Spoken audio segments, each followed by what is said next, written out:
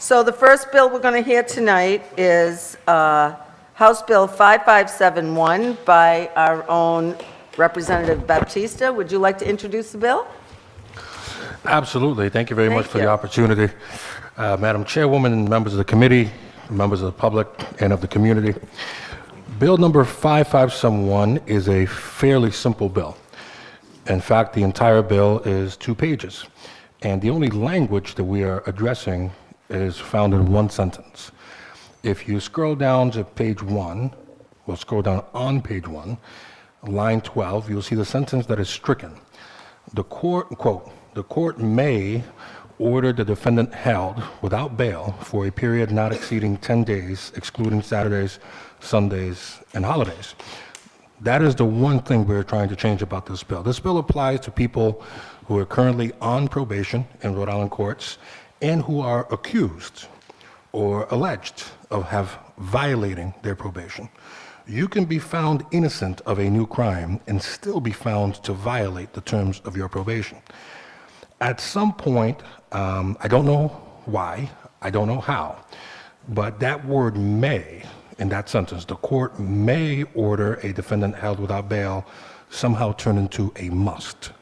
In fact, studies show that in the year 2022, 85% of probation violators, alleged probation violators, were held without bail.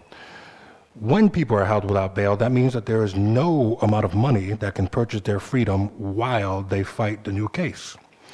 Oftentimes, although this law says that people should be held for up to 10 days, oftentimes we find that the average is closer to 30. Sadly, for somebody who's accused of a new crime, spending 10, 14, especially 30 days in prison is sadly just enough time to completely upend your life.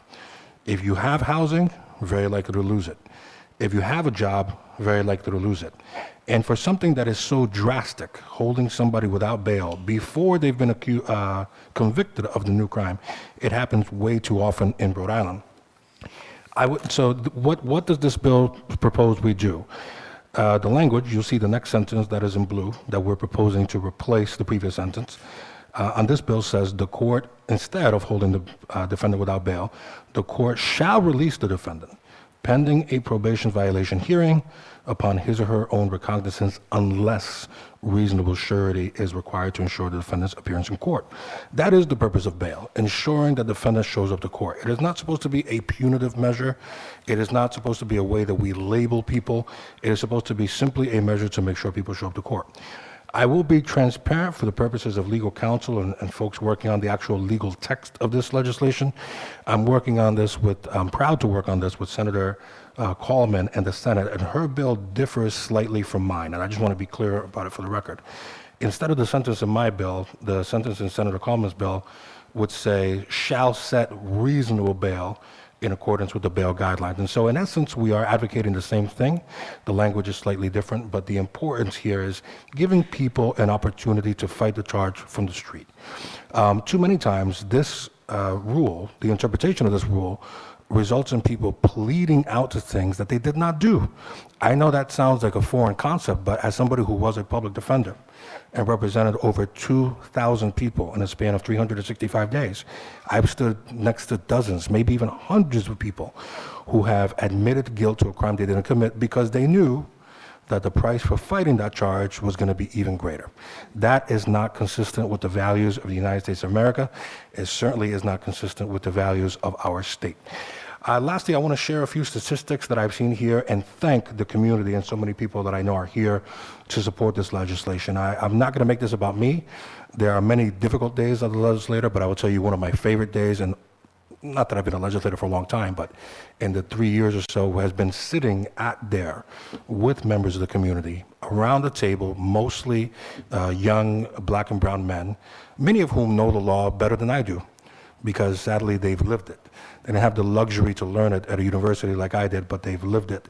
And it was so empowering to work, it has been so empowering to work with the community, to meet with people who have endured this experience and survived to fight this experience, to talk about it, to acknowledge it, and to fight so that it doesn't happen to anybody else. Some things to take into account. As of 2019, for a state with 1 million people, there were over 20,000 Rhode Islanders on probation. We are currently we have the third average longest periods of probation across the entire country. I've seen it so many times. You read in the newspaper, somebody might get sentenced to jail for 1 year, but the entirety of their sentence, even when they get out of jail, they're still lagging another 4, 5, 7, 10, 12 years of probation at any point in which they can be violated in a snap of a finger. And because of this, held without bail for 10 to 14 days. And so we're not saying to automatically release people. We're not saying to not do this in a way that's thoughtful. We're simply saying give people an opportunity. Let them be heard. Let them have bail. There are people who are accused of a crime, granted bail on that crime, but not granted bail on the violation. And so it's just one of the ways when we talk about a national crisis of mass incarceration, this is literally one of the reasons why. I want to thank all of the people who have written letters in support, and in particular the following organizations: the Economic Progress Institute wrote a letter in support, the Public Defender's Office, Reclaim Rhode Island, Working Families Party, Coyote Rhode Island, and the Poor People's Campaign. There's a lot more I could say about this, perhaps a lot more I should say about this, but I believe I've at least laid a foundation upon which I know many, many, many people in the community are here to support. So thank you very much. And with that, I yield the floor. Thank you, Representative, for that introduction. Any questions from the committee? Representative Dawson. The study you said about 85%, where was 85% of people getting held? Who did that study and what year was it from? Let me see. I know I read it in one of the letters that were just submitted here, and so I'll let the folks who came to testify. I just said, and the second one was, I know Rhode Island was the third highest in length of probation, but there was some justice reform. I was a prosecutor for many years, then I have been a defense attorney for a dozen years. At the time I was president of the Defense Attorneys Association, we supported shortening the level of probation, and it wasn't officially done, but really trying to cut those numbers down. That's my experience in court, and not give it more than 5. What year was that? Because that was the statistic before we made that change. 85%? No, the third longest. They're trying to shorten those now. I wonder if when that. I'll let some of the organizers who are here and provided that information share that. But thank you very much. Representative Cruz. Yeah, I just wanted to thank Representative Batista for bringing this forward. I know myself as several generations in this state. I watched as my father, my brothers, even myself, faced with a 32F and used as a prosecutorial tool to force you into admitting guilt to something you didn't commit. So I want to thank you for that. And yeah, in 10 years, I think with the Prison Policy Institute, we are at 10 years as an average length of probation for males in our state. So we're still way up there. So when you think about 10 years of any kind of charge brought forth and you're not provided bail or the presumption of innocence, like you said, Rep. Baptista, this is part of mass incarceration, especially here for Rhode Island. So thank you again for bringing this forward. Thank you. Any other questions? I'd just like to say, so Rep. Batista, obviously if the underlying crime is a non-bailable offense, they would be held on that. And Yeah, and I think that goes to the I point, think right? that was one of the concerns I think you and I spoke of before about. Yeah, I mean, I think that's an important point, right? The new crime, if you Yes. pick up a new crime, you're going to be heard on bail for that crime, and it should be, right? The court Right. should determine what's fair. Too often, even if they get bail on that, and most charges are bailable, right? Right. It's not even a factor. I'll tell you, just honestly, and again, there's nothing in this bill that's personal about any particular judge or any particular person. Sadly, I've seen, the worst injustice is the one that's embedded into the very system and rules, so that really nobody can be blamed, right? It's just, you ask this person, I'm just following the rules. So that's our role here, to change the rules to make sure that they're more fair. As a public defender, I remember, we'd have our calendar from 9 to 12. You go to lunch, and we were assigned to do something called presentments. So a few minutes before 2 o'clock, you were given this packet of papers. And I mean, even the way we talk about criminal defendants in court, you'll hear people say, bring up the lockups. So Right. something that simple. I would always go out of my way to say, you mean the human beings in custody, right? Like something that simple, but it's just the culture. And I'm personally not interested in pointing fingers at individuals. I think this is not something that happens overnight, right? This is something that happens little by little over time, and we accept it, and we accept it, and we accept it.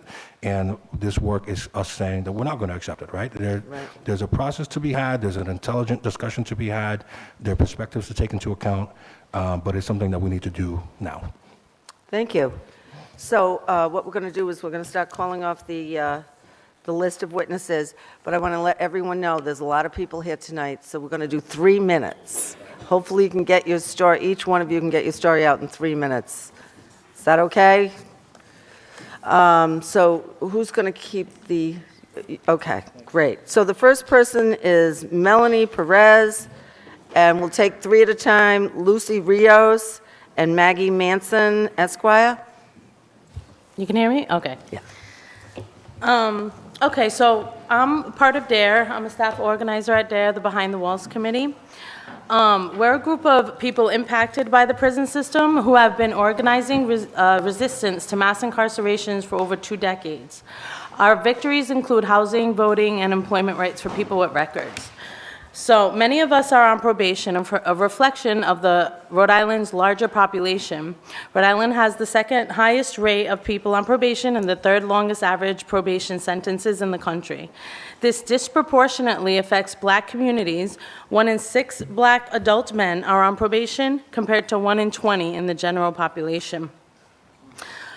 In 2017, we and many other community organizations, we passed the Justice Reinvestment Bills, which included raising the standard of evidence for violation from the lowest standard in the country, allowing people to apply for early termination of probation after 3 years, and allowing for a violation to be overturned if the alleged violator successfully fought and overturned new charges. Yet the courts continue to sentence individuals to excessively long periods of probation, deny early termination of probation, incarcerate individuals without allowing them any opportunity to contest violations, and which in turn coerces many into plea deals.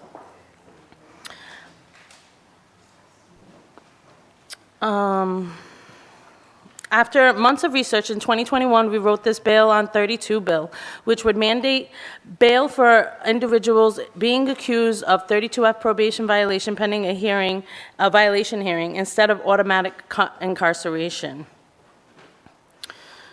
Under the current Rhode Island law, alleged violators cannot be held longer than 10 business days without a hearing. In practice, many people spend months waiting behind bars, during which the experience has irreversible losses. Our community members are not being able to defend themselves when they are incarcerated, or they're being forced to sign more probation time, reducing the number of people trapped in the prison system over time. So, because of the limited scope and weakened language that a bill that Governor McKee passed in 2021, he had passed a watered-down version of our bill as a budget amendment. It still had no effect on the incarceration rates. 85%, like you said, is still being denied bail. And we actually, this past, I'm sorry, losing my spot. On March 28th, the date the courts filed for their opposition I'm sorry. to... The it's already time's 3 up. minutes? Yeah, That was yeah, already the 3 3 minutes? minutes is up. Dang. But you got your point across. Okay. And you're Melanie, right? Yes, Yes, Melanie. okay. Next. Thank you. It has to be read. Thank you. Yeah, Can you hear go me? Thank you, Madam Chairwoman. I echo a lot of what Representative Batista says. As a fellow ex-public defender for 9 years, I have personally represented hundreds, probably more like thousands, of clients with respect to 32F violations. Out of that number, similarly to what Representative Batista said, a handful were ever given bail on a violation. As an attorney now at the Office of the Mental Health Advocate, I see the exact same practice. It has not changed since I left the Public Defender's Office. I represent the same clientele. I see the same things. Just a few months ago, my office became aware, just to give you one example, of a person who was on probation living at a group home. So this is someone who qualifies for mental health treatment level of care to be group home.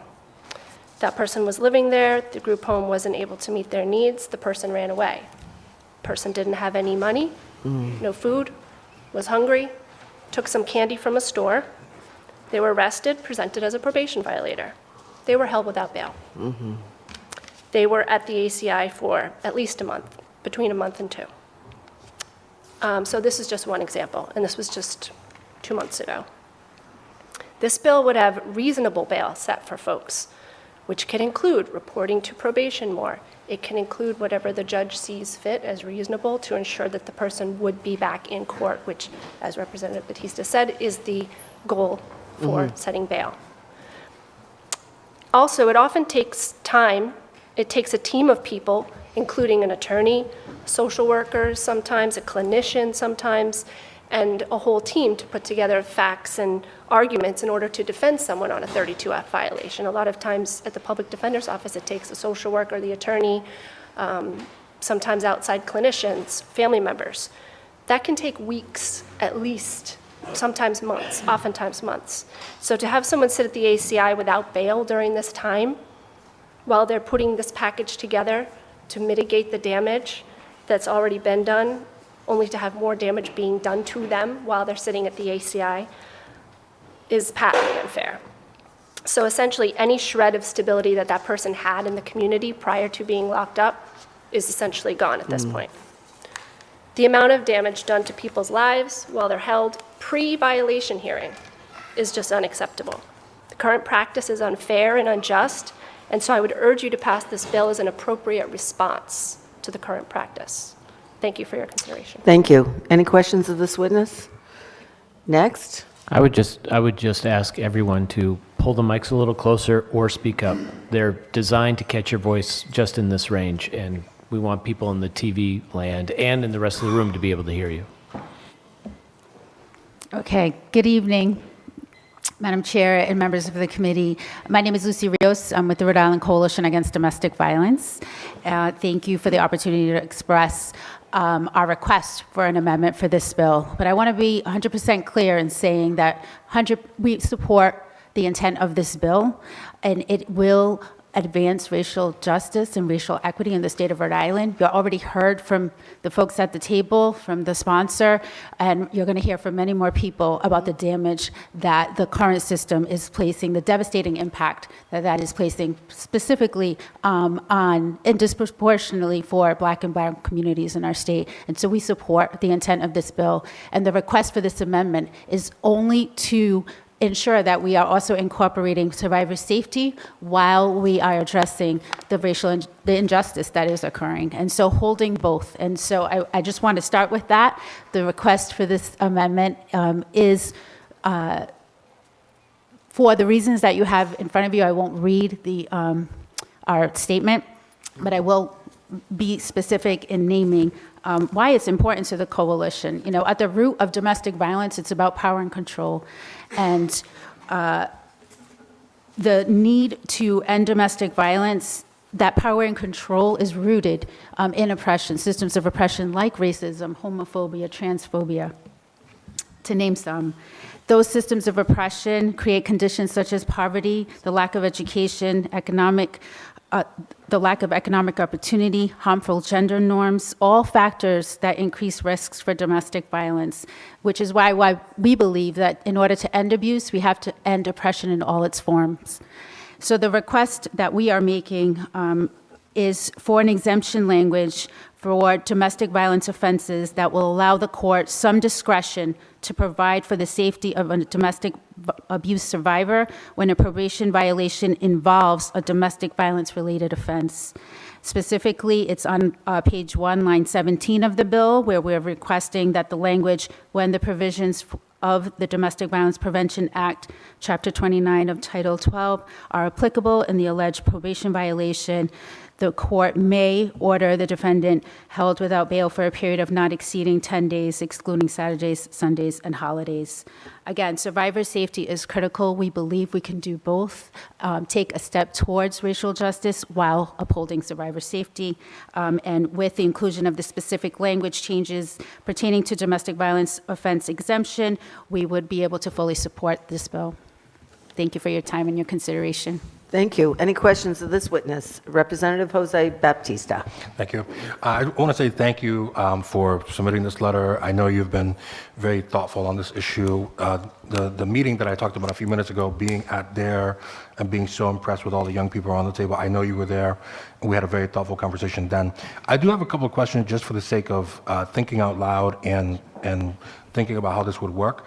I know that there are people who are a lot smarter than me who are going to watch this video later as they try to work this bill. And so as I read first I want to clarify, make sure I understand, as I read your proposed amendment, basically you tell me if I'm right or wrong. Sure. We're talking about people who are already on probation for something, right? Regardless of what that something is. Am I reading this correctly in saying that under your amendment, no matter what the original charge is, if somebody comes in on a new charge of domestic violence, that person may be held without bail? So the way it's written, it's if it's a violation of any of the crimes under the Domestic Violence Prevention Act. So that is correct. So any of the crimes enumerated under the Domestic Violence Prevention Act, that the judge may consider holding that. And the reason for that is oftentimes when a victim is leaving or there's been some type of intervention, it is a more dangerous time for the victim. And so sometimes having that 10-day hold provides an opportunity for respite or for the person to be able to come up with a plan for safety, whether it's to leave the home or leave the state.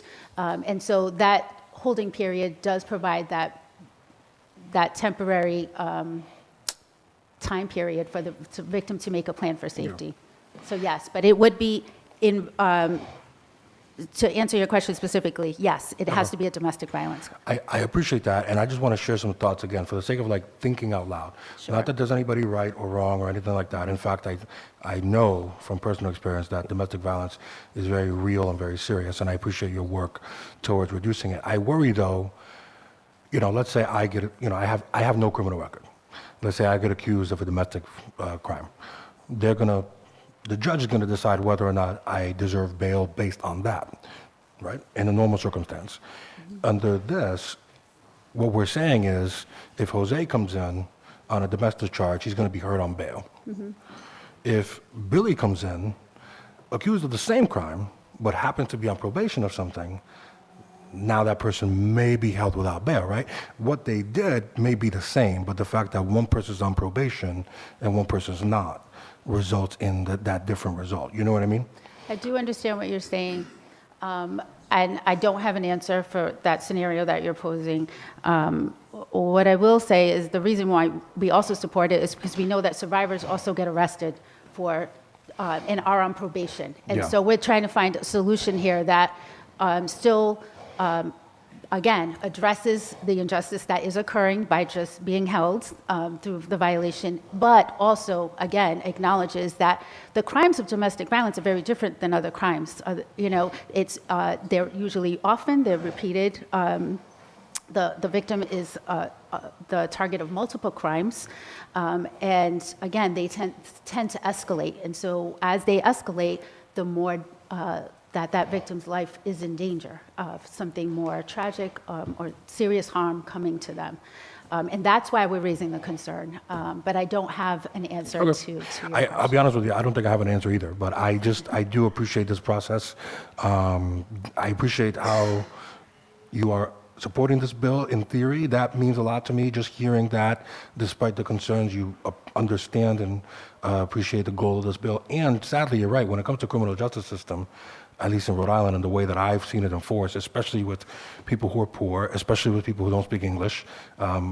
Today's victim is tomorrow's survivor, and vice versa. And the idea here is to help everybody. So I thank you very much for giving me that moment, and thank you for your work. Yeah, thank you. And I know the amendment's not perfect, but I'm just hoping that it's one step towards moving us to that. So, thank you. Yeah. I had a couple. Thank you. Representative Cruz? Yeah, thank you. So currently, right now, if somebody's brought in, well, first of all, under the Domestic Violence Prevention Act, I don't know exactly what, it seems like it's becoming a very wide net, like domestic disorderly, where there's just a lack of healthy relationship and, arguing where there isn't necessarily where there's an assault or something involved. So I'm not sure exactly, so maybe I'll ask you, like, what that entails. Does it entail disorderly? Does it entail assault? What does that entail? It does. It does include disorderlies. It does include assaults. It's a range of behaviors. And I will say, again, it's not all of the ways in which abusers maintain and establish power and control over their victims are not enumerated under the Domestic Violence Prevention Act. So there are many more ways in which abusive people attempt to instill fear and control, and violence is one of the tools that they use, but it isn't the only tool. And so that's why you see a range of crimes listed under there, like stalking, vandalism. There's a number of them that are listed. And I'm a survivor myself, so I understand. I've been through that process. I know what that process is. Also, I guess currently, isn't there a mechanism when someone's brought in on that charge that there's an automatic restraining order put in place? Yes. So there's something already, a mechanism that gives that respite that you spoke of? Well, the restraining order is one tool, and that if there is an arrest made, sometimes the judge will order a no-contact order, and also victims have rights, so sometimes those orders are vacated. And also a victim, there could be no criminal charge. They could go to the restraining order office and then request an order of protection, request a restraining order after appearing before a judge and sharing that, expressing why they feel that they need that level of protection. Because they're in fear I know of as a bodily survivor, harm. someone's on a violation, they're brought in and out, and there are restraining orders put. So it felt like there were mechanisms, but you just shared, needing added respite. I guess, just my concern too is you talked about mass incarceration in oppressive states, and we're seeing a trend where a growing number of people were brought in on domestic disorderlies, any kind of range of those charges, are black females. We're seeing a rise, a big percent across the country and in our state. And we also know people of color, right? So that's why, I'm wondering how you had said this kind of, you're protecting victims but attacking that. And I'm struggling to try to see that balance personally, only because I've been impacted both as a survivor and someone with the criminal legal system and know how that system works. So I'm trying, I appreciate you coming up. Yeah. I just can't see with already restraining orders and now taking away the opportunity for bail that it's something that adds an added layer of protection, so. Yeah, I appreciate your question and you sharing your conflict. I'm also conflicted because I believe in racial justice, and I understand how it's impacting specifically the communities that I'm from. And so, and I know many survivors that are also in the system. And I do believe ultimately that what we're asking for, again, is not unreasonable, that it would still provide some measure of safety for survivors.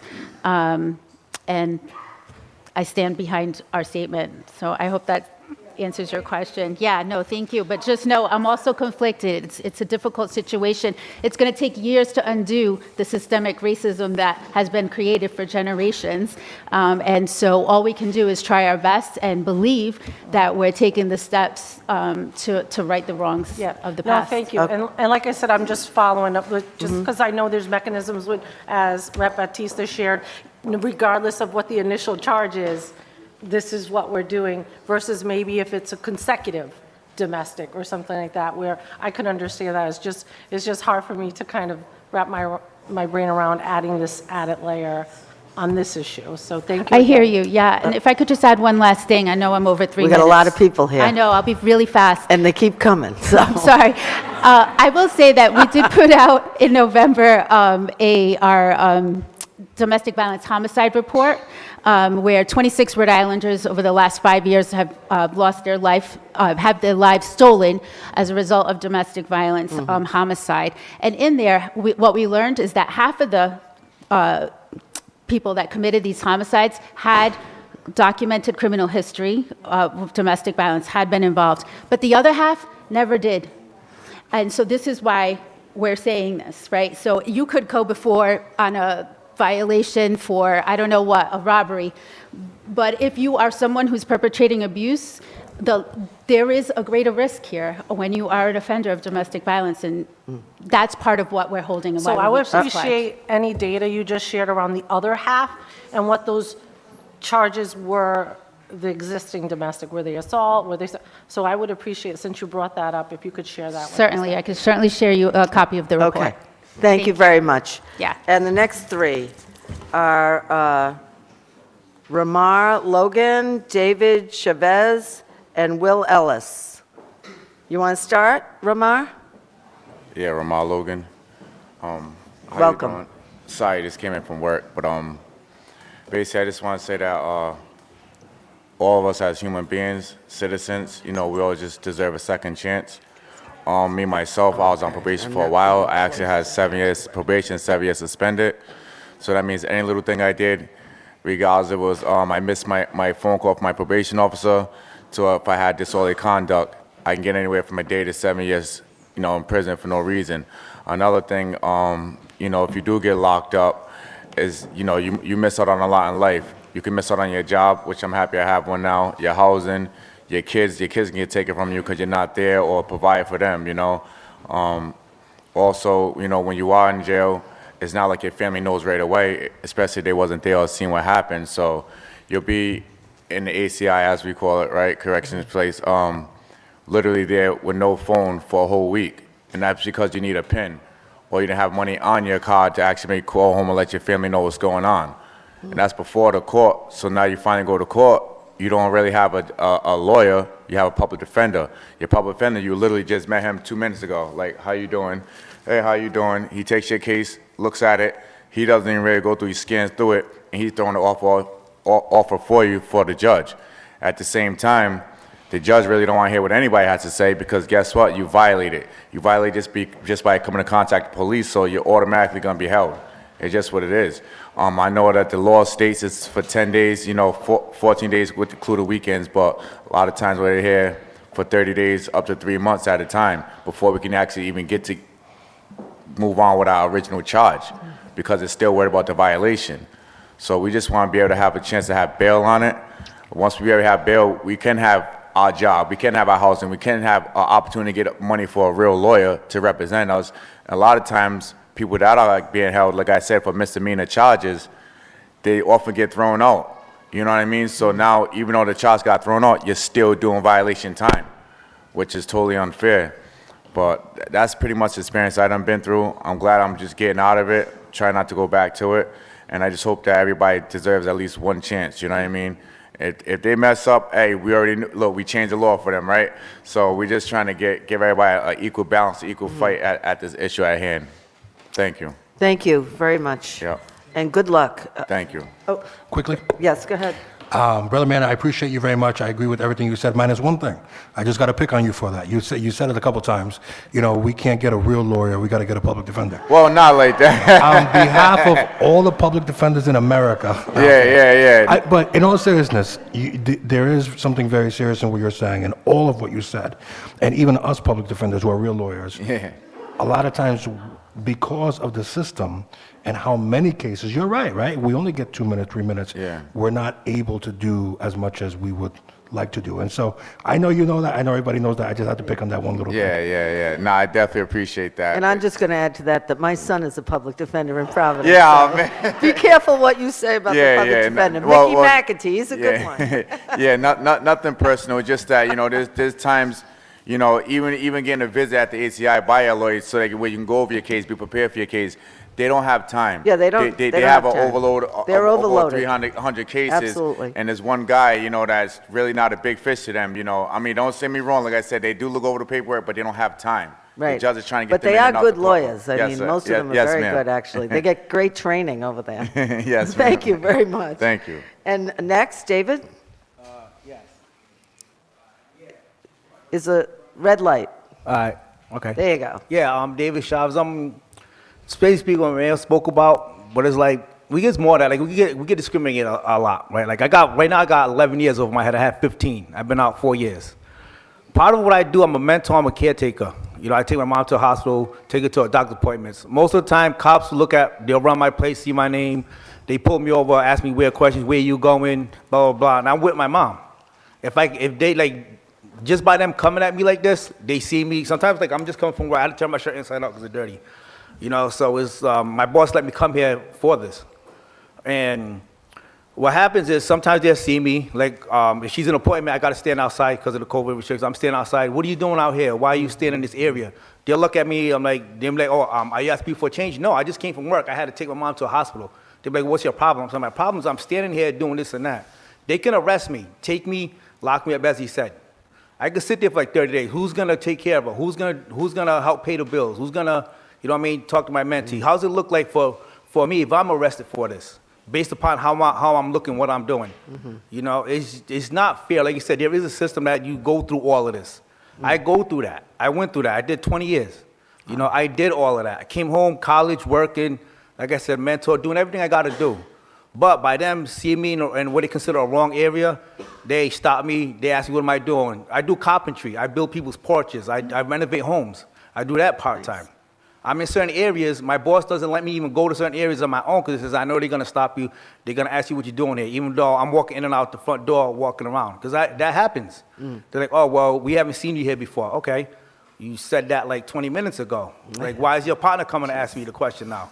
And if I catch attitude, if I say something smart, or if I go to, you know what I mean, talk any kind of way, they could take that as me being disorderly or any kind, and they could lock me up. So my boss has to stay behind with me. Or somebody else has to stay with me. Just because, like, these are all cover-ups. These are all cover-ups, and they still, you know, come at me like this. So, like you said, we'll get locked up 30, 40 days. During that time, bills don't want to hear, oh, well, you know, go to court, straighten it out. Bills don't want to hear that. Power gets shut off. Rent gets due. Everything gets done. You know, like I said, I help take care of my mom. I help pay her meds. I help with rent. I help get food. I get taken out of the equation, even though I'm not doing that, just because how I'm looking and I'm mad because you're pulling me over, you're questioning me while I'm just doing a job, while I'm just living my life. They get attitudes at me. I'm like, I'm mad too because you're bothering me while I'm just doing what I got to do. You know, and like you said, any moment they can just come and take me away for something like that. And like I do, I sit there that whole time. My mentor's gonna look at me. She's gonna be like, oh well, what happened? She got to wait until like whenever I come home, son, to talk to her. You know, her mom's gonna be like, well, I thought you was changing, blah, blah, blah. I gotta wait to get out to explain everything. Well, thank you very much for your testimony. The three minutes, oh, go ahead. I promise I'm not going to ask every single witness a question. Oh, yes, you are. I can see that. We're going to be here all but night. There are very important things. I'm not complaining. There are very important things that are being said that I want to highlight. Things that maybe don't get said here enough. And so I want to ask you, I don't want to put any words in your mouth. I want to ask you were saying at the very beginning, sir, that in your experience, just being on probation while driving, if, you know, an officer were to look up your plate, is that what you're saying, that he would see your name and know that you're on probation, and that is basically the reason why you've been stopped? Is that what you're saying?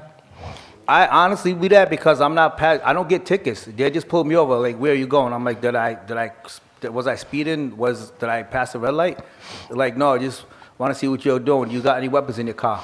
And like, I didn't even do nothing. Like, and so I appreciate that point because I'm sure we can have a long conversation about public safety, et cetera, but just highlighting how easy it is to violate probation. An officer is running your license plate and sees that you're on probation, and that reason alone is good enough to stop you.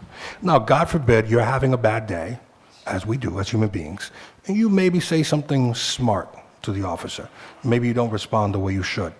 These things can easily trigger disorderly conduct, resisting arrest, which in Rhode Island we have a really special statute, which we should do something about, where even resisting an illegal arrest is still against the law. And so there was, you said a lot of important things, but that was just one thing that stood out to me. And so I appreciate you sharing that. And I want us to realize just how slippery this slope really is, going from, where we are sitting here today to the situation you're describing. So thank you. Thank you. Will? Yes. Please. Is your light on, red? Hello? There you go. Pull it up closer to you if you could. Thank you. So yes, my name is William Ellis, and I can't really freestyle. My story's a little bit, all their stories is deep, but I don't want to miss nothing. So I they had to roll it down. So Okay. I'd like to elaborate real quick. Go ahead. This is something that recently just happened a year ago to me. So first, I'd like to start off my name. My name is William Ellis. I'm with Dare and Behind the Walls Committee. I've been on probation since I was 18, and I haven't been off since, I'm 45 now, and I haven't been on consecutively, after probation, straight. You can look at my record, you'll see it consecutive. They're always trying to hit me, disorderly conduct this, I beat the charges, disorderly conduct that, I beat the charges. But always I lose 15 days, 30.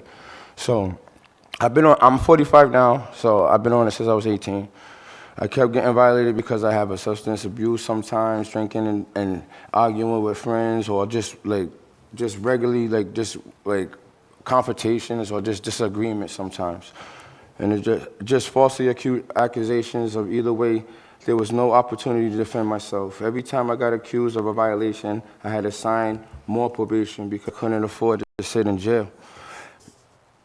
I am currently on probation for an incident that happened last year. I was living with my roommate, and we were driving to Oakland Beach. On the way there, he and his spouse got into a heated conflict where voices and hands were being raised. The cops got called, and because I was there in the car with him, they brought kidnapping charges against both of us. I was on probation, so I automatically got locked up, even though I didn't do anything. I couldn't fight the violation from behind bars, so I ended up doing 60 days before they finally dropped the charges and had me plead to obstruction to justice. I lost my job. I started drinking again. What else? My daughter, my baby's mother was tired of hearing all this keep going on.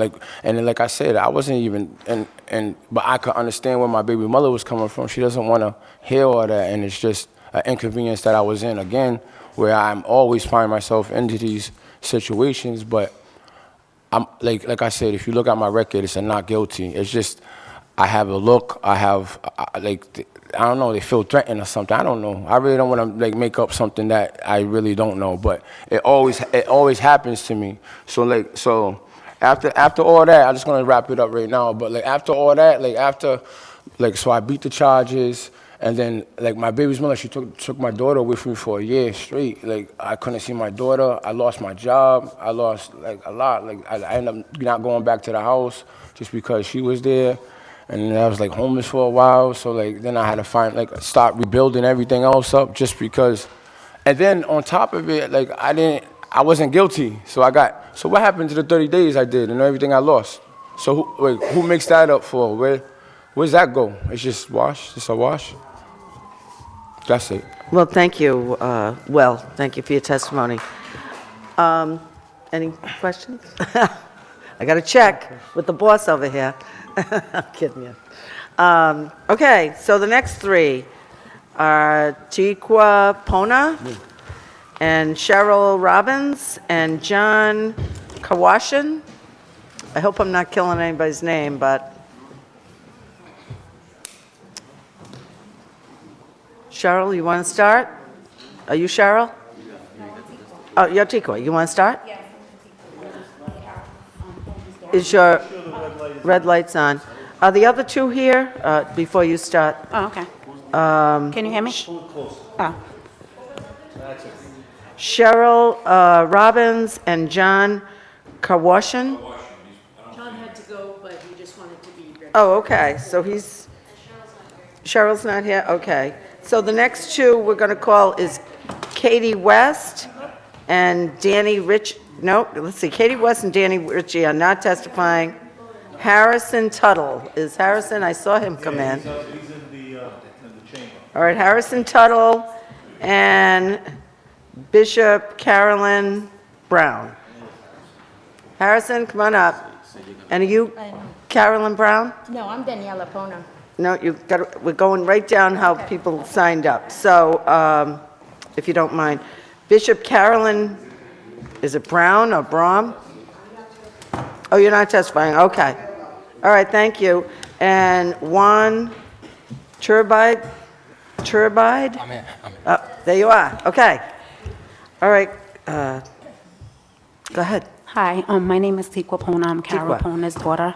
I'm just here to testify today to ask for the 32F bail to be passed due to the fact that my mom was incarcerated at that time where my mom lost her life. She literally was in there sick, and they was to tell her that she's basically faking, like there's nothing wrong with her. She's pulling it off, like she's trying to pull it off. In the meantime, she was really sick, was in ICU. I didn't know where she was. They didn't contact me to let me know that she was in the hospital or none of that. I waited for her to come out of ICU, and she called me. She told me that she's in the hospital, that I can go and see her on that Thursday, which was the 16th. I went in to see her. She told me she's not feeling good. She's not doing too good. And I literally was talking to her, and with an officer on the side of her, her lawyer ends up coming because he came to get paperwork to see if he can try to get her out on bail. So he went to the courts, got the paperwork, or whatever the case may be. Later on, she actually stayed in the hospital, like, I want to say, till like that Thursday, and then she went into ICU again, and she never came out. But came out on the break, like, basically, during this ICU, they placed the monitor bracelet on her, which is they gave her bail while she was on her deathbed. That's why I'm asking for the 32F to be passed. Because at this time, my mother, I feel like my mother, I could at least got a little bit more time with my mom. This is the reason why I'm asking if you guys could please pass this ballot. I don't want to see anybody else's family or anybody go through what I'm going through. To relive this all over again, seeing my face, I'm seeing my mom. So I'm just asking at this time, can you please pass it so that nobody else's family goes through this? Please. Thank you, Tikwa, for your moving testimony. Please. Any questions?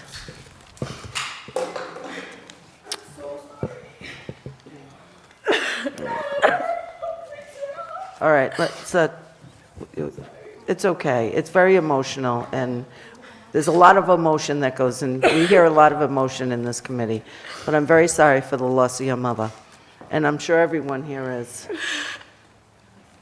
And Harrison? Thank you, members of the committee, for hearing this important piece of legislation. My name is Harrison Tuttle. I am the president of Black Lives Matter Rhode Island Political Action Committee, and we are asking you to please support this piece of legislation. You've been briefed on important testimony already, so I just please ask you to support the people that are coming up here, listen to their stories, and please take that in consideration when thinking about passing this piece of legislation this year. Thank you. Thank you, Harrison. Bishop? No, you're not. Are you the bishop? No. Okay. Juan, I'm sorry. Hi, my name is Juan. I also work at DARE, but I'm just a longtime resident of Providence, Rhode Island. I was born here, but my mom wasn't. She's from Dominican Republic, so I'm like a first generation. I didn't have a father growing up. But ever since I started getting locked up, my first charge, my lawyer advised me to take a plea deal. It was a 4 years probation with 4 months to serve, and ever since that, like, I feel trapped. You know, I have 10 years currently now. You know, been going through the system.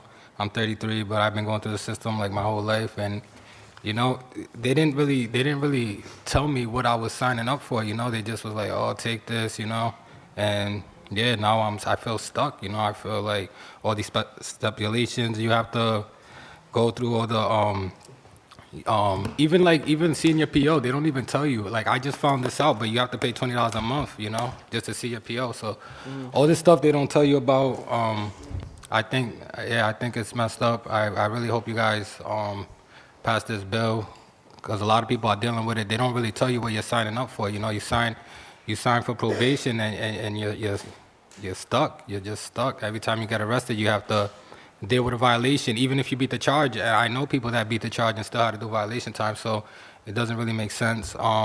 Hopefully, and all we're asking for is bail on the violation. The judge doesn't have to grant it, So, yeah, that's all. Thank you, Juan, and thank you, Harrison. So, any questions? I guess we're good. So the next three are Donnie Anderson, James Smith, and Ray Bishop.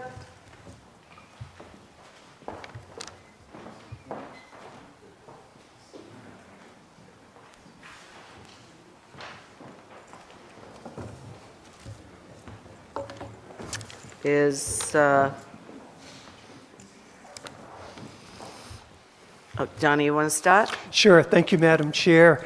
Members of the committee, I'm the Reverend Dr. Donnie Anderson.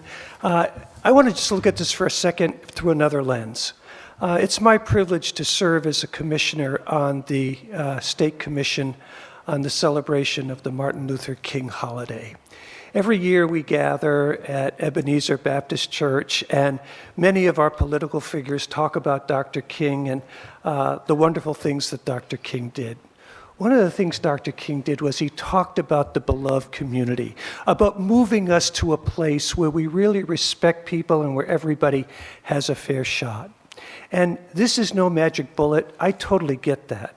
But I would like to suggest to us that this is one step toward the beloved community, toward making our society a little bit fairer for people who need that sense of fairness. And I would really hope that on January 15th, when we celebrate Martin Luther King Day together at Ebenezer Baptist Church with all of our political leadership, that we might be able to say, this year, we took a little step closer to the beloved community. Thank you, Chair. Thank you, Donnie. Reverend, excuse me. And your name? Hi, I'm Rachel Bishop. I'm testifying on behalf of the Rhode Island chapter of Showing Up for Racial Justice. We are a national organization of white people who are working for racial justice with over 1,000 in our Rhode Island network. So most of us at Surge, like I imagine most of you, are white middle-class folks who are not involved in the probation system. And like you, if we were put to the test of attending countless probation meetings and court dates while holding down our jobs, or the test of staying on good behavior under incredibly tight surveillance 24/7 for years on end, we would fail. In other words, if we were on probation, we would probably violate. It's very, very easy. We stay out of this probation system not because we are good people who behave. We stay out because we have resources like safe housing and mental health care that keep us away from desperation, because police are not in our neighborhoods watching our every move, and because we are not assumed to be dangerous by virtue of what we look like, as Will was describing. When you've lived a lifetime of being buffered in this way, it's easy to forget or never realize that Black and brown people, unhoused people, and people in poverty in this state are trapped in this cycle's violent system, often without due process. Melanie mentioned the overrepresentation of Black men in the system, 1 in 20 in our state, 1 in 6 on probation. And when you're on probation, I just want to lift up that then you're barred from jury duty. So this sort of cycle of racial injustice just perpetuates itself. As middle-class white folks, I know we were all taught that police catch dangerous people, they go and get to defend themselves in court, and then only if the jury finds them guilty do they end up in prison. And when you've never seen the system in action, or you've only seen it in action to people that look like me, that story is pretty believable. It's a story we want to believe. And it's a story that makes some of the fear-mongering that we've heard from this bill's opponents about repeat violent offenders just wreaking havoc upon police release much more believable as well. It makes it easy to say that if someone's on probation, then they must be a threat and they deserve what's coming to them. They don't deserve a shot at bail. Never mind what the initial charge was or how many years ago.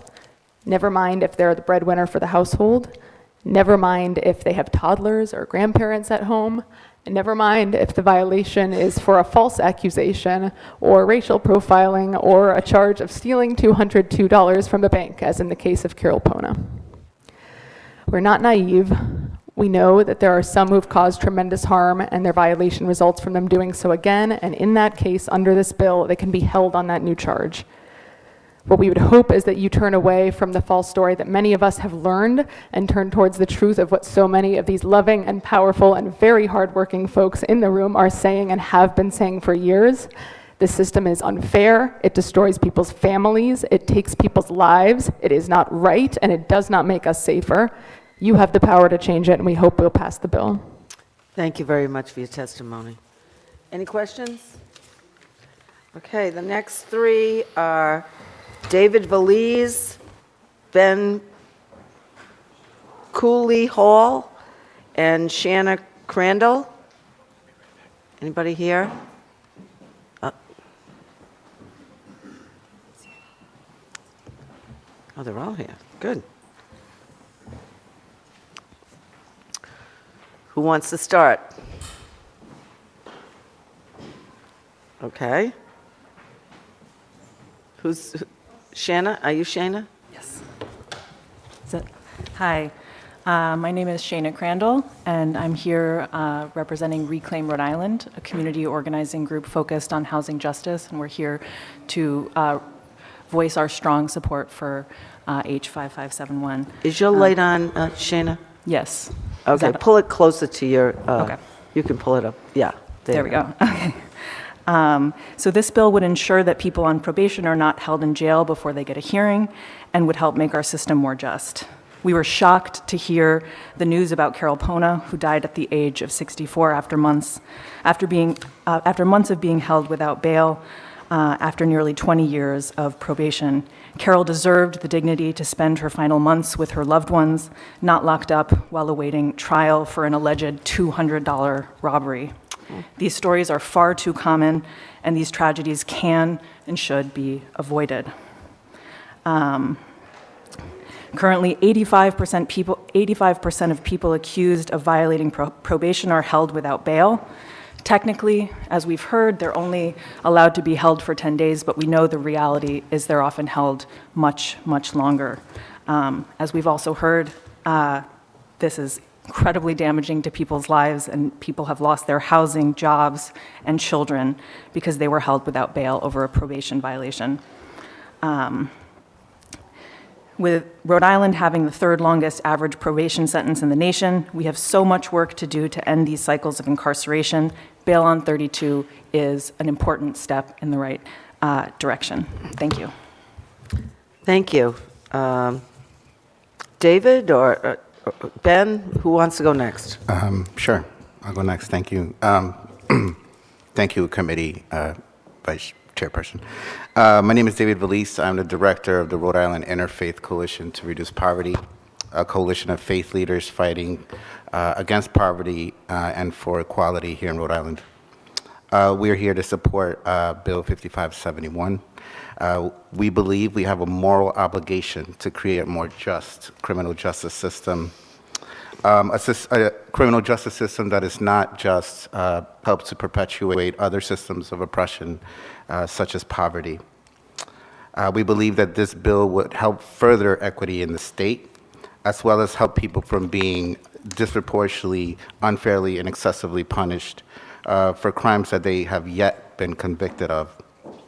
As a coalition of faith leaders, people of faith, we are called by the principles of compassion, the principles of redemption, that whatever your past doesn't define your present. I know that without redemption, I wouldn't be here. We do believe in rehabilitation, but we believe it in a fair, just way. We believe that this bill would do that. I call to this committee to please pass this bill. That's all, but I was wondering if I could just mention the other bill really quickly with my testimony, or come back to it when that bill is up. How long? I mean, how long is your testimony? Just quickly, we support 6323 also. because similar to this bill, it would keep tenants from being unnecessarily punished for something that may not be their fault, and it would help keep no further barriers for people seeking housing, especially when being disproportionately impacted communities of color. So, thank you. Thank you, David. Ben? Thank you. I'm testifying in strong support of this bill as a licensed clinical psychologist working in a correctional setting. I just want to emphasize 2 points, some of which you've heard before, but I'm just going to reiterate them. First, being held without bail creates roadblocks to people addressing basic life responsibilities. In the institution where I work, I have had people say to me, not infrequently, I just have to pay a bill, or I just have to pay rent, or I just have to attend to X simple matter relating to the small business that I own. Things that all of us in this room could do in 5 to 10 minutes using a simple internet connection are out of reach to people being held without bail for at least 2 weeks worth of business days, and in practice over 4 weeks or more, as we've heard. This also, of course, impacts people's ability to attend to parenting responsibilities, and not only could this negatively impact the person themselves, but the disruption in care and potentially custody can wreak havoc down the road on the lives of the children, increasing the likelihood that they may one day become ensnared in the same pernicious web. The second point I'll briefly reiterate, as others have already testified, is that we know who the current law disproportionately impacts: Black and brown people, and people struggling with housing insecurity, food insecurity, healthcare insecurity, and educational inequity.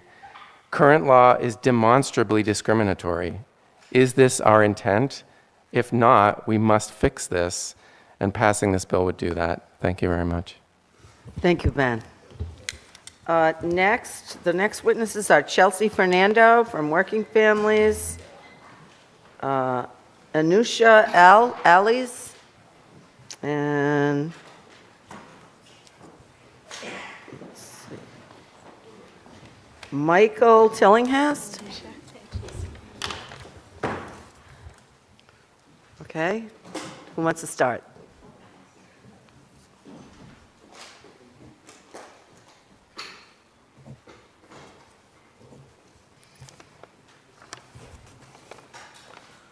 Who's first, Chair? I'm just pulling up my testimony. Okay, are you going first, Michael? Yes. Okay.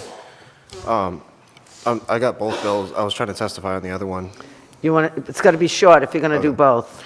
Please implement bail on 32. Detaining people without charge indefinitely without a fair trial is a violation of civil liberties. Additionally, denying a person medical care while incarcerated is immoral and inhumane. Many individuals are incarcerated on probation violations. They should be free and not a burden on the prison system. Additionally, something as simple as a violation of the peace can put a person in prison for 20 years in some cases. A previous eviction should not impact the people as significantly as it certainly does. Being homeless for numerous years and unable to find an apartment is incredibly outrageous. Some individuals have been unable to find housing for up to 6 years because of a previous eviction, even while dealing with debilitating medical issues. How is it that a nation, if it's so many people, and then it further penalizes those individuals and prevents them from finding housing in the future? This is unconstitutional. People have liberty and freedom, but until evictions are sealed, they don't have the freedom to find stable housing. Being forced to live homeless in a tent in this situation can even cost a person their life, and that is an unalienable right. Please seal evictions and ensure that Americans can exercise their liberty to find housing, as they don't have to endure being homeless. Thank you. Thank you. Next. That was quick. Good evening. My name is Chelsea Fernando. I'm the senior political organizer for the Rhode Island Working Families Party.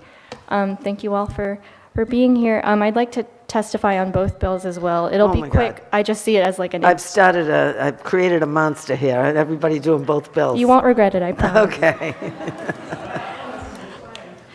I know it's not in play yet. That is an important part. We haven't put that bill in play yet, so. They all are testifying. Should I put it in play? I'll just put it in play. All right. Thank you very much. All right, before you start, I have to put it in play. Okay. Okay, the other bill that now two people have already testified on is House Bill number 6323 by Representative Tanzi. It's an act relating to property, Residential Landlord and Tenant Act, provides for the sealing of court files in residential eviction proceedings upon the filing of a motion. Okay, now it's in play.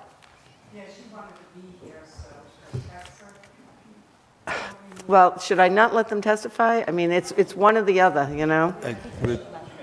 All right. They've already started. Yeah, they've already so started, as long as they okay. can do both within the 3 Yeah. minutes.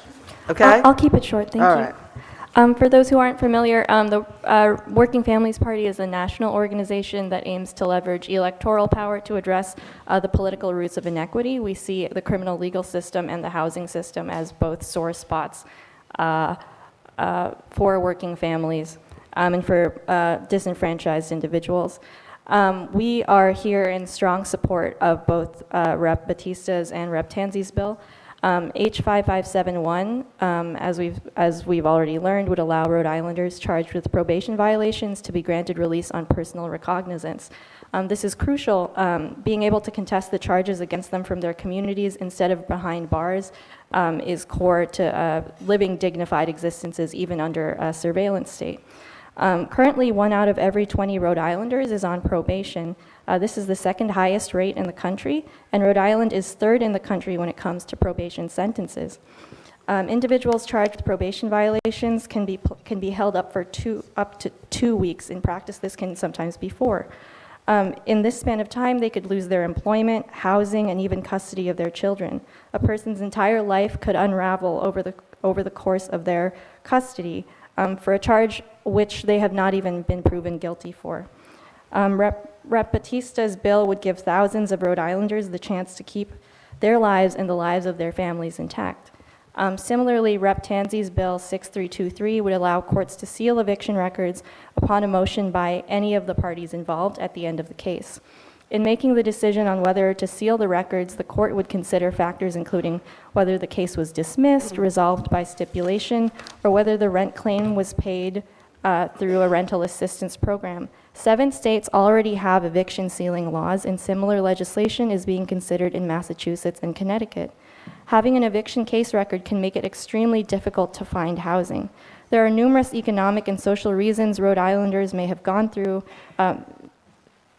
There are numerous reasons for which they might have gone through an eviction case that have little to do with whether or not they would make a prospective tenant, setting aside our philosophical belief that every Rhode Islander who needs housing should be entitled to it. These bills act as safety nets for Rhode Islanders struggling with housing and probation violations, while we work to rebuild our housing and criminal legal systems so that they serve each person with dignity and respect. We urge you, please, to move forward with these bills. Thank you very much. Thank you. Next. Is it on? Okay. Hello, my name is Anusha Ellis. I'm lead organizer at Direct Action for Rights and Equality. I just want to address a couple of the points that have come up in the course of campaigning for this bill around opposition to it. So the first thing is that the courts have filed testimony against this bill saying that it infringes on their judicial discretion. So the first thing I want to emphasize is that judicial discretion is not being used. The judges have had discretion all these years. They have not been using it. Melanie mentioned the budget amendment that passed a couple years ago.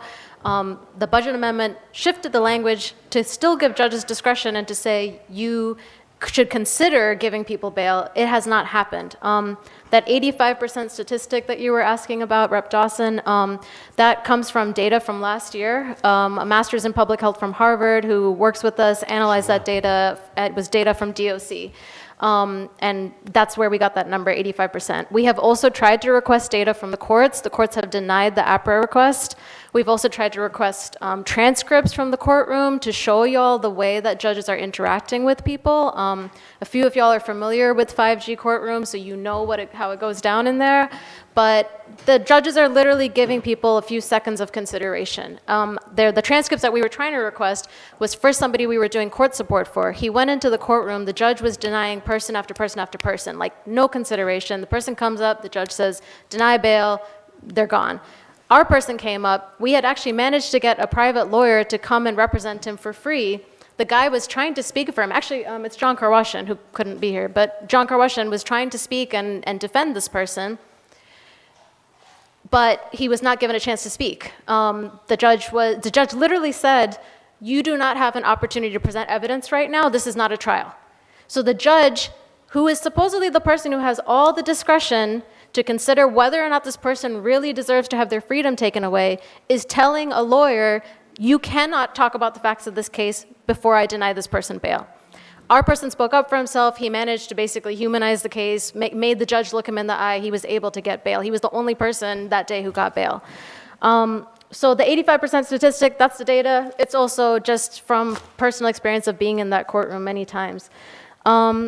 The second thing I wanted to talk about was the concern about risk to public safety. So we gave y'all this packet.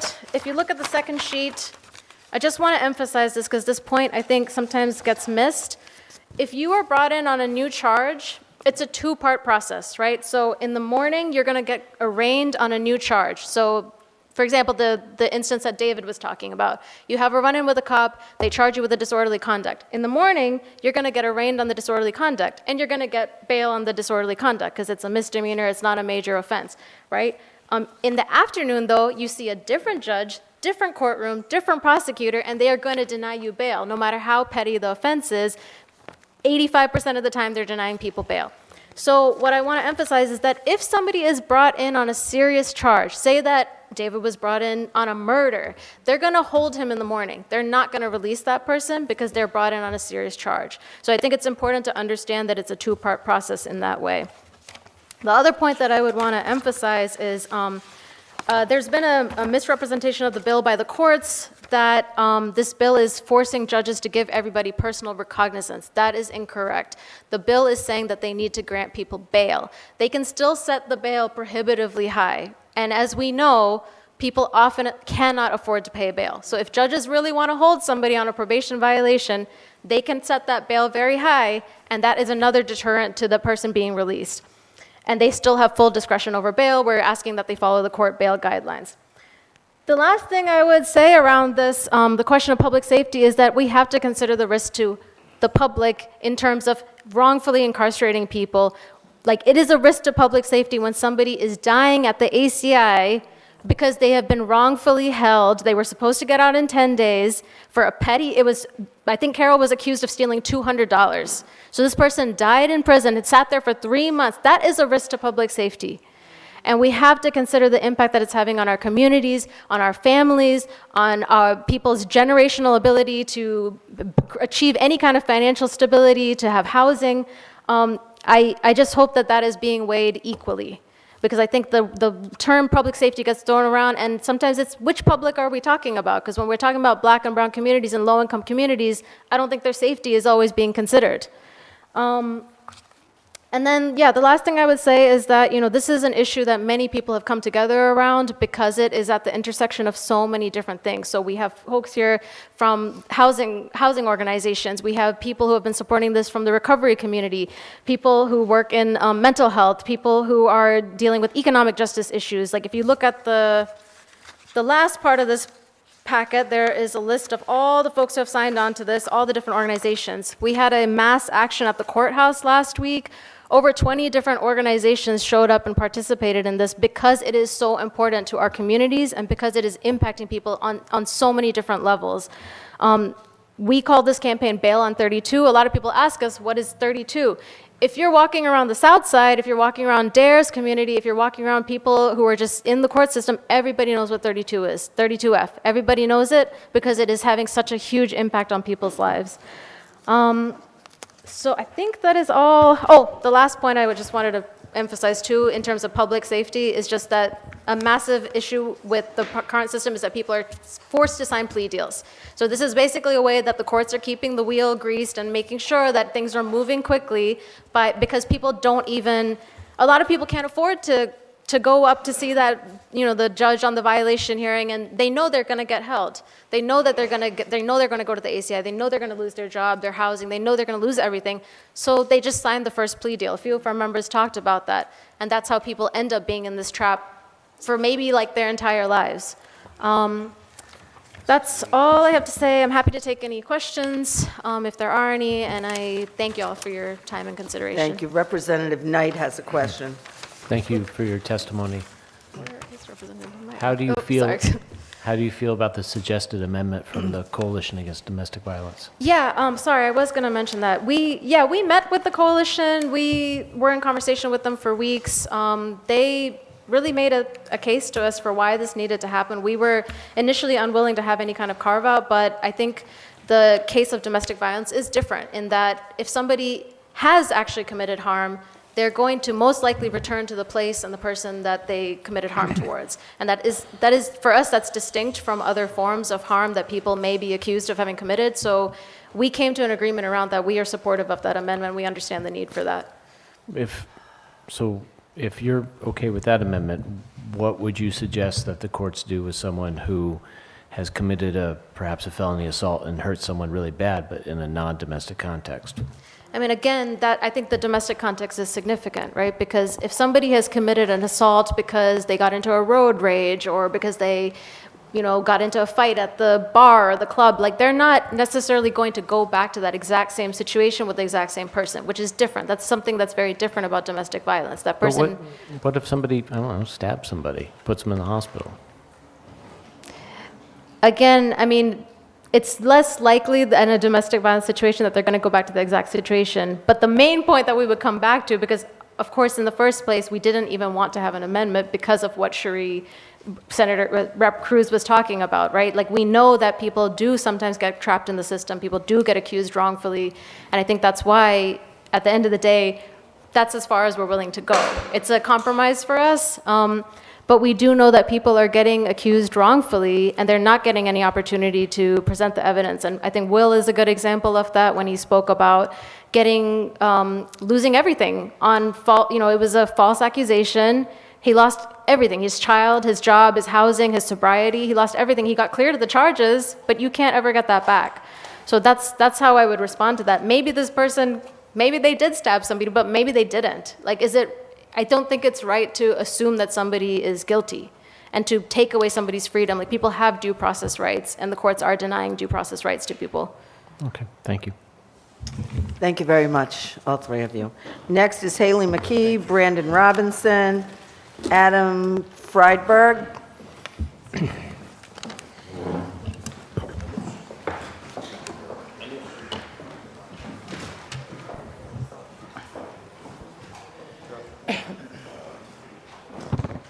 All right, Haley, you want to get started? Sure. Good evening, members of the committee. My name is Haley McKee. I am here tonight on behalf of the Super PAC and strong support of Bill 5571.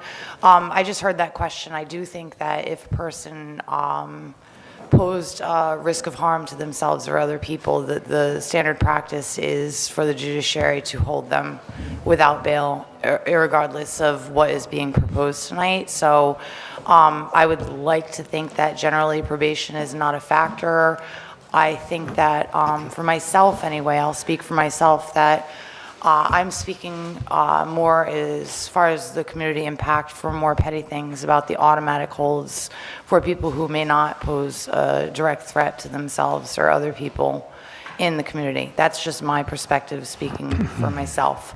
I am also a person on probation. I am right smack in the middle of a 10-year probationary sentence. And, I am cognizant every day that while there's always something kind of lingering, that I also am not at risk of racial profiling or any of the circumstances that my friends and colleagues and comrades are behind me, and understand the difference. But to say that it's not always somewhere in my mind would be false. So I'm here tonight in capacity for what I do for work during the day, working as a researcher in public health research on specifically opioids and overdose. And I'm just going to kind of hone in as to how this kind of social construct charge, which is actually kind of a Death Star in our community, given the multitude of just how it just destroys lives, impacts people who use drugs in our community.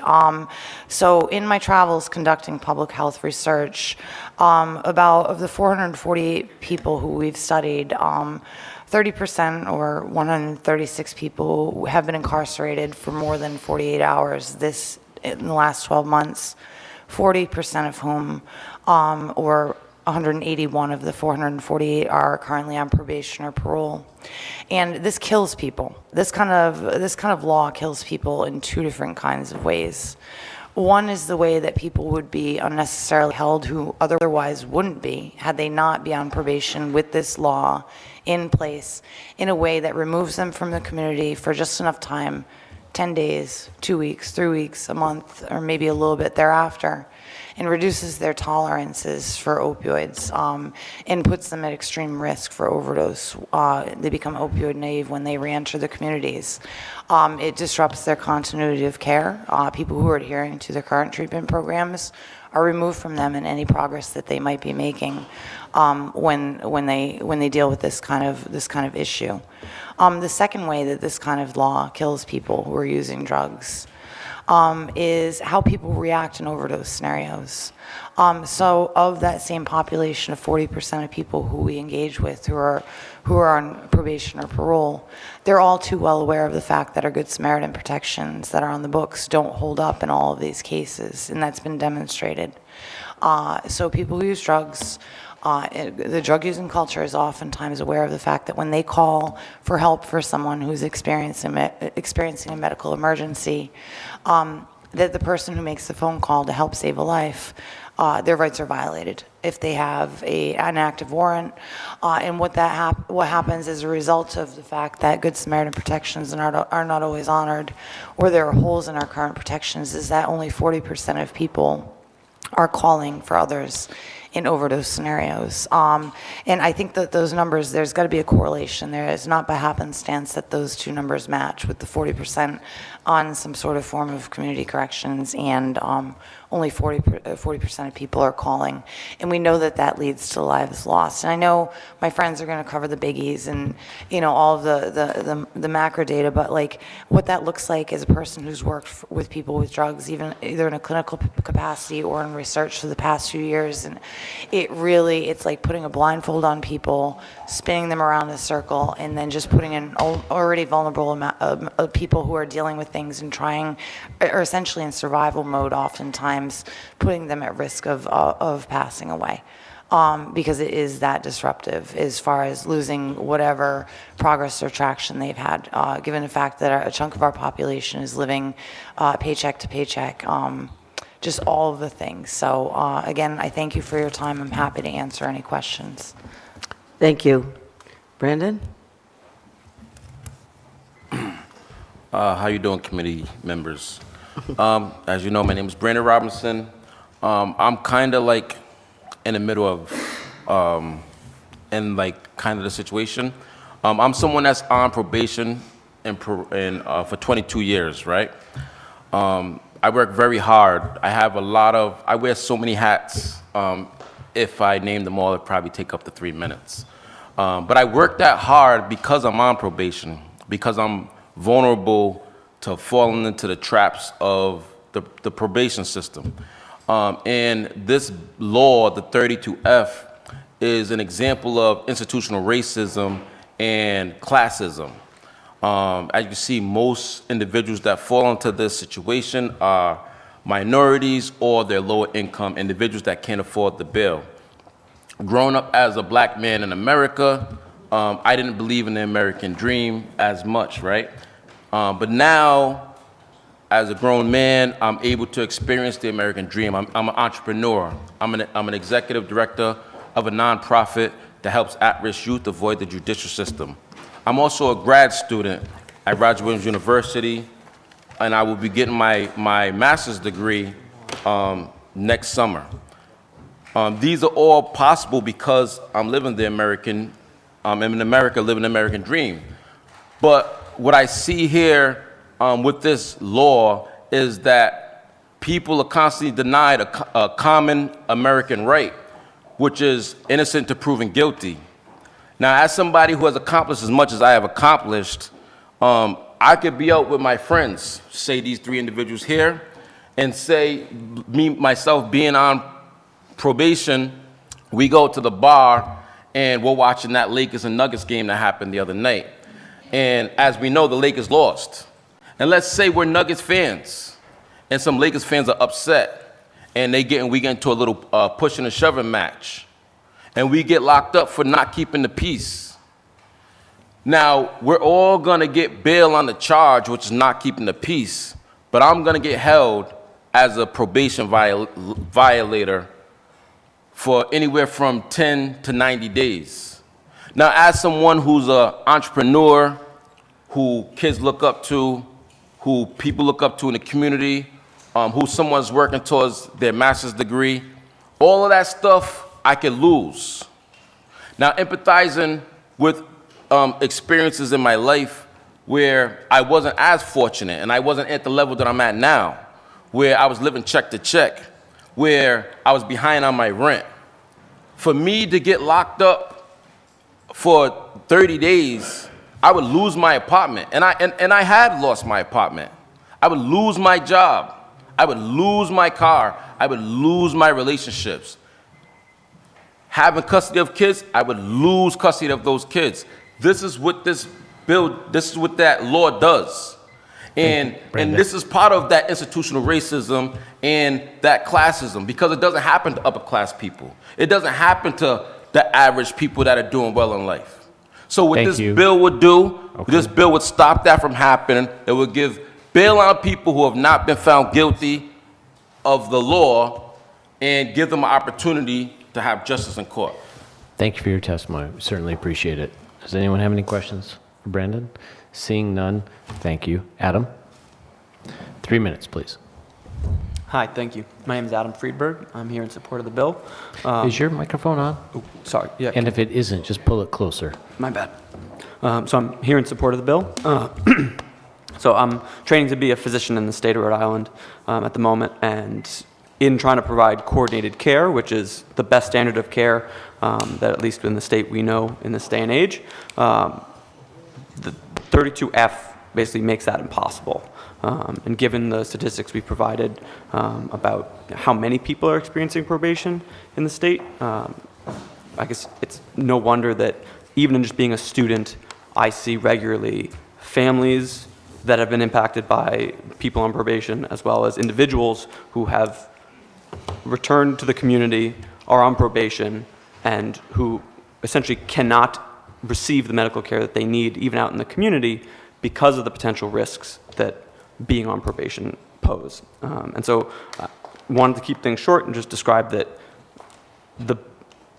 the ability to violate people on probation without any sort of, I guess, true evidence before their true trial date makes it impossible to provide coordinated care. You cannot care in a system that draws power upon being careless. And I would hope that, at least in support of this bill, you all can make the sort of added step, as was mentioned earlier, to basically provide care to folks in the state, and particularly in Providence, who are experiencing a life that is unlike your own. And for those of you who have experienced probation or have family members or people in your community experiencing probation, I would hope that you at least think about what it would be like if they just disappeared one day, because ultimately that is what being on probation makes you vulnerable to. You can just be pulled and taken away from your community, and that shatters both the life of the individual, but also the families and the communities around them. Thank you. Thank you. Thank you, all three of you. I think we have...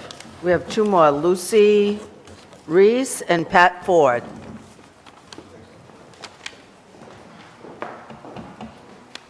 Come on up. Anybody else wanted to testify on this bill?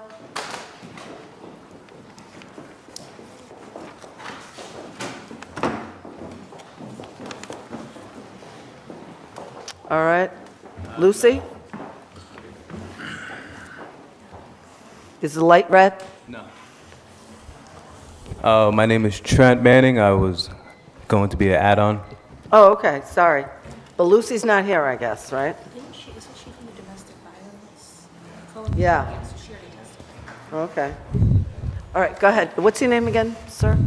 Trent Manning. Trent Manning. Why don't you proceed? You can pull that closer if you want. There you go. Honestly, I wasn't going to testify because I've been part of this campaign for 3 years now, and I've testified a few times, and I just lost for words. I just don't know what to say anymore. And with everyone saying everything, it's like, yeah, just. So it's like, you know, I get it. I understand your perspective. Criminals, why are we letting criminals loose? And it's bigger than that. It's more than that, obviously, if there hasn't been multiple testimonies saying that this is something that's happening in my community. This is something that's happening in your community, whether you know it or not. There's no hiding from it. There's no wall. There's no house. There's no backyard. There's no swimming pool that's going to save you from what's happening in this city. Not to say it like that, but this is real. This is probation. This is double jeopardy. This is people losing their jobs, family, lives. This has happened to me. This has happened to everyone I know. 32F, it's a slang. Another joke when you get in there is people come from Massachusetts, Boston, California, Idaho. When you go there, it's a joke we say to them. You come to Rhode Island on vacation and you leave on probation. It's true. I don't know if you ever heard it. Well, you heard it today. So at this point, it seems like it's common sense. We're not asking to just have someone go to court and just walk back home. If they've stabbed someone, if they've killed someone, is it not common sense? We're asking for the judge's discretion on giving bail. If you are the wall between the judge right now, then you're basically saying the judge isn't competent enough to set bail properly. If this bill were to pass as it is today, if you stab someone, right, you're gonna get bail when you're presented as a alleged probation violator. You're gonna get bail on the underlying charge because felony assault is a bailable offense. We are not like other states where you can hold someone without bail on a dangerousness theory if the crime is a felony and involves an element of violence. That's like Massachusetts, and that's the federal system, and it's a lot of other states. Around here, there's a discrete list. It's in the Constitution, in Article 1, Section 9, of, 10 offenses, of which you can be held without bail at the initial appearance, right? So you can have a situation, if this bill were to become law, where someone would do something that is a terribly violent crime, but still get bail in the first instance, and if they're a probation violator or an alleged probation violator, the Superior Court judge would be forced to grant them some sort of bail. Surety bail, high surety bail beyond their means, maybe, maybe not. But that's how it's written right now. That's why I asked the question. All I'm saying, listen, and I don't want anyone to read into, like, I support reforming the 32F bail system, I really do. I've spoken with Representative Batista about adjusting this bill in such a way so that there's a little more guidance around some of the violent stuff. But generally speaking, if you're out there on one-on-one on an obstruction charge, and then, you get bagged for disorderly conduct because of the Celtics game, I'm all about PR for that guy. Have a hearing, right? But let me be on the street while we're getting ready for the hearing. I think that should go for probably, 95 or more % of the people who get presented on 32F in Superior Court. but I think there's some room for discussion around violent offenses. Even the Coalition Against Domestic Violence was concerned about a violent offense. That's all. And Question. Go ahead, Chairman Corvese. So, as a layman, let me ask the lawyers on this committee. The language, the proposed language where it says shall release, does that preclude judicial discretion? Yes, yes. Yeah, shall's a shall. Shall is a mandate. I mean,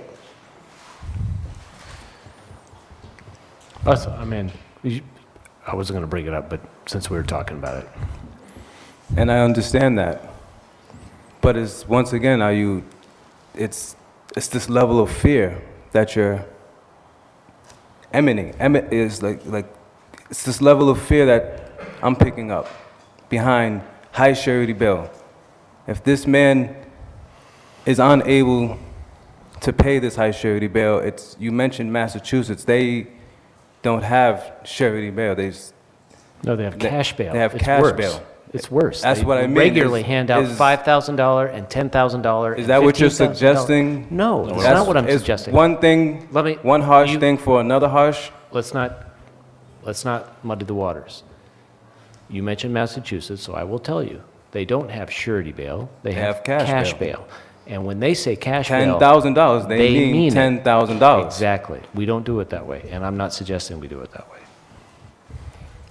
Is how do we get to a point where we can get this passed, is what is happening. We need to change it just a little bit. Let's assume that I believe, and I do. I've been a defense attorney for a dozen years now to being a prosecutor. I know people plead to things that they didn't do all the time. All the want time. to get held for 2 weeks, or we want to take a year and a year and walk out the door today. And you know, I'm kind of like, buddy, you didn't do this. And I always say, you should never plead to something you didn't do. And then the person says, well, I got just what you're talking about. I got family, I got kids and stuff. I will do whatever I got to do to get out of here.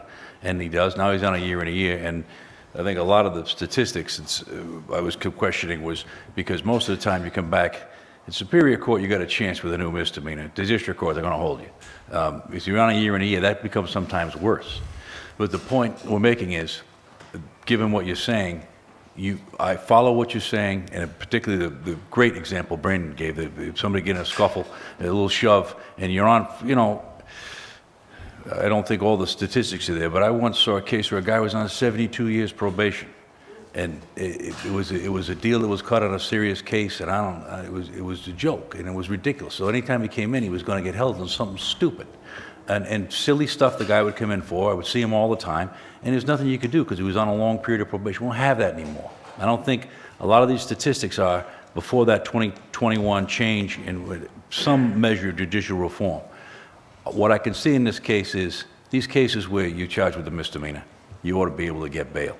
But our duty, and the duty of, you know, from us here is the number one job we have as legislators is to keep everybody safe.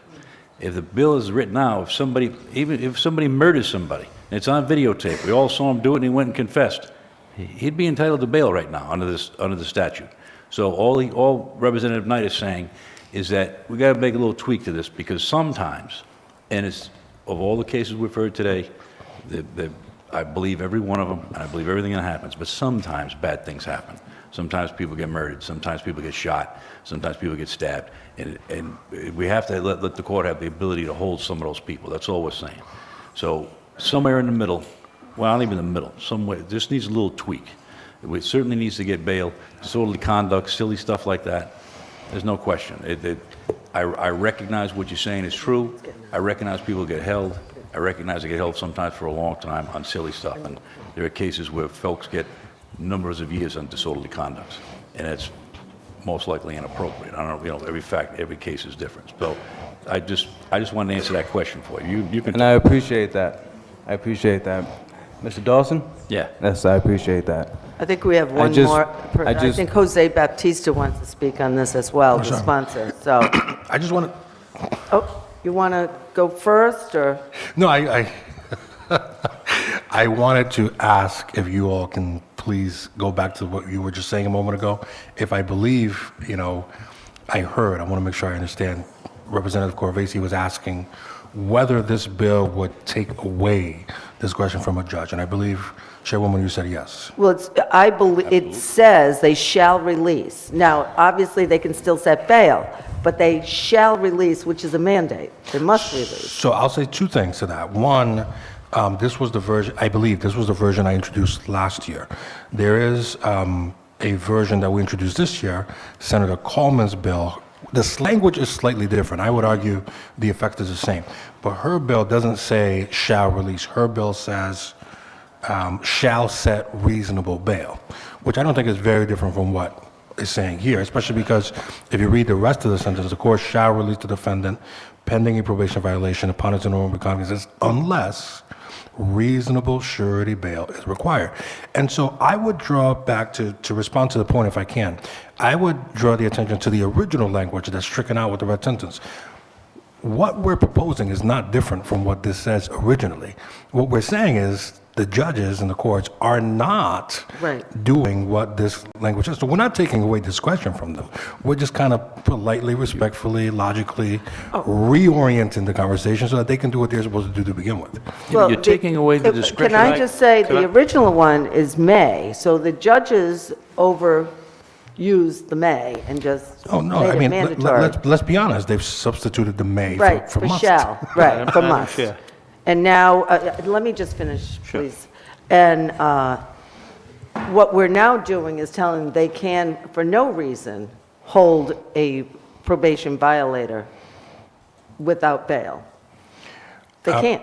You said the shall means they can't under any circumstances. And so what I would say is, even if that is the reading of this, the allowing to set bail is a very wide spectrum. True. From $0 to infinity dollars, right? To say that even if, which, I think we can have reasonable conversation about, even if this bill were to preclude judges from holding without bail, which I don't think it does, that I don't think it's fair to say that takes away discretion, because if you can make 1,001 decisions and we're taking away one, you still have 1,000. You can still make a whole range of even prohibitively high bail. I don't want to keep saying that because I don't want to give people ideas, but I don't think it's accurate or fair to say, in my opinion, that this is taking away discretion from the judges. Okay. We can respectfully disagree, but Chairman Corvese. So the lawyers have been talking tonight, and I've been listening. I'm the layman here, one of the laymen. So let me tell you the way I look at it. I think shall is very definitive, and I think it precludes any judicial discretion, which is probably necessary.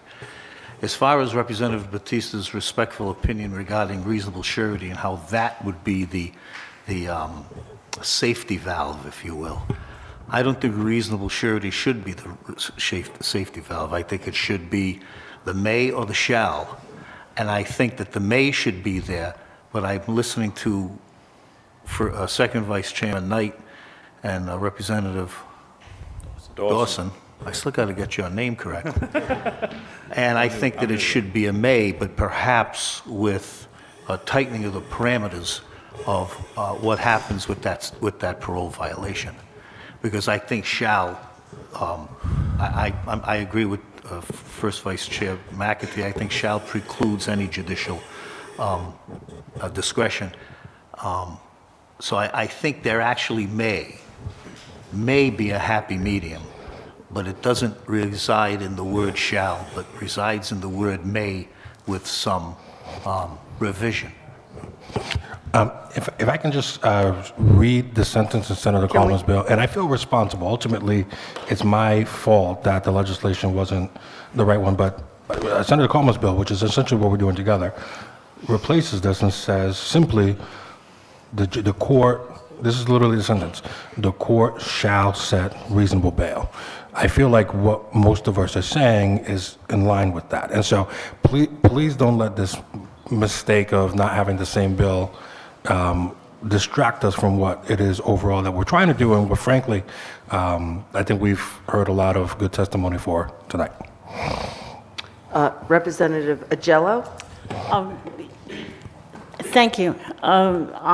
Listening as Representative Corvese and not being a lawyer, I come down on the other side thinking that we clearly need, from all the testimony that we've heard tonight, to have something stronger than may.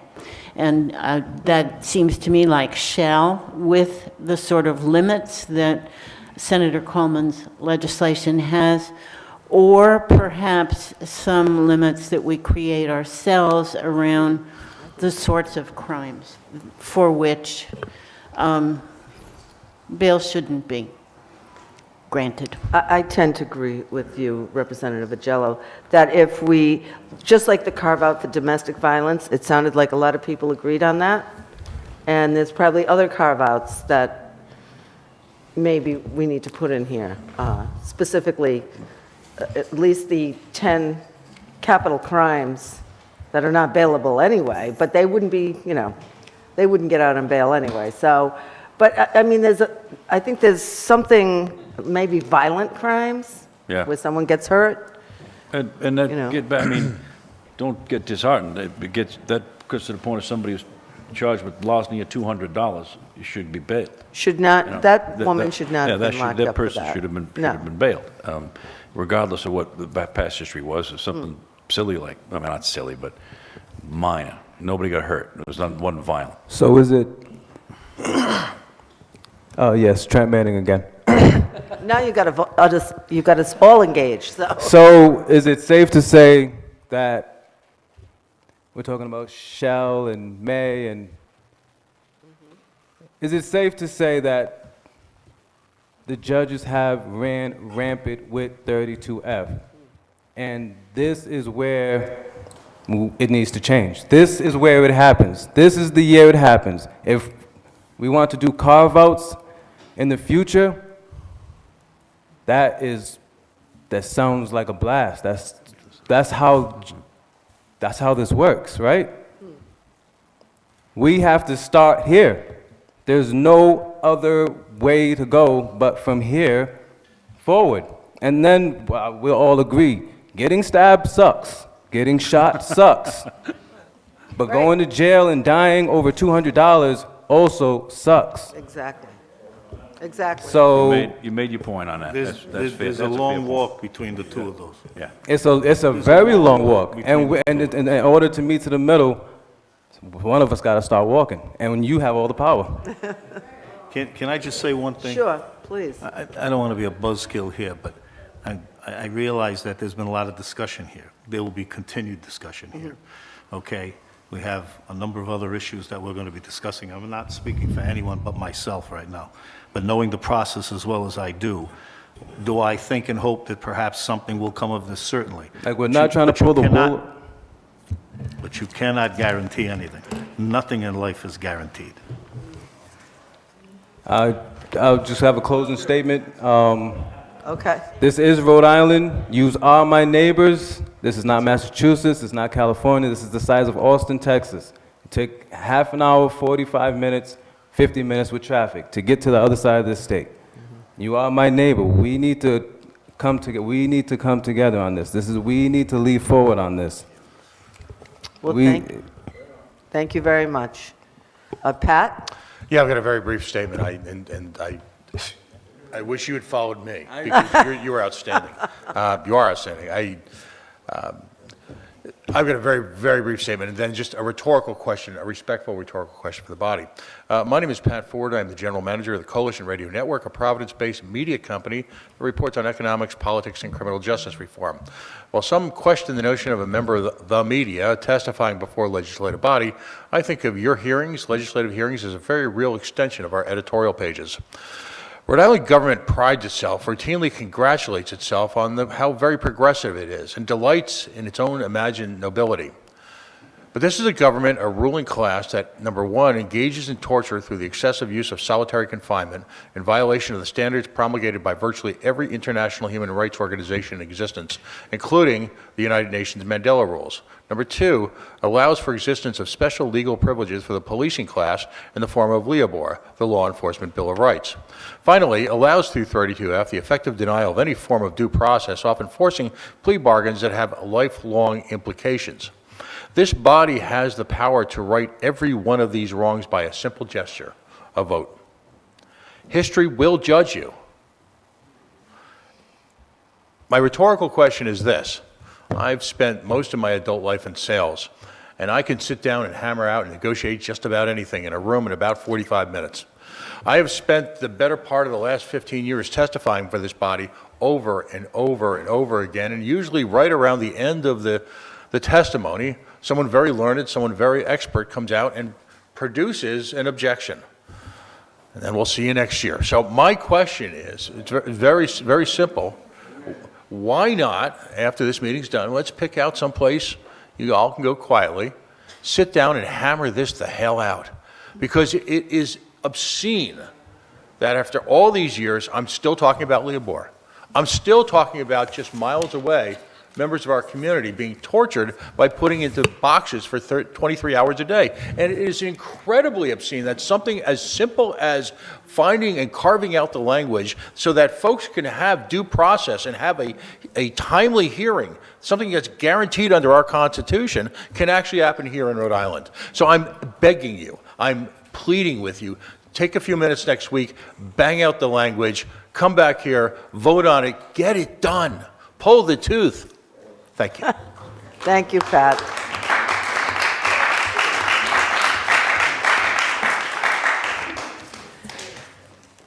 So with that, we've concluded the testimony on House Bill 5571. Thanks, everyone.